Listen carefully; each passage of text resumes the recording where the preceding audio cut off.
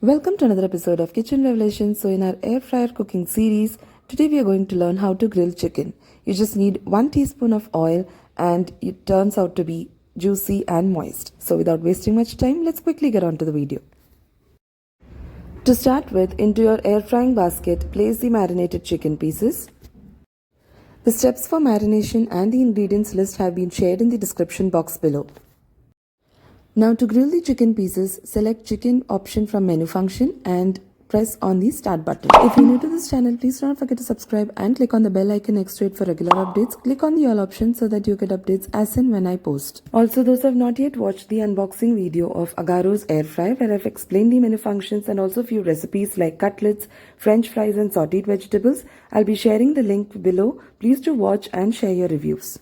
So after about 5 minutes, you can brush a teaspoon of oil using a silicone brush on top of the chicken pieces and then continue cooking. Every 5 minutes, keep on turning the chicken pieces to ensure that they're grilled evenly.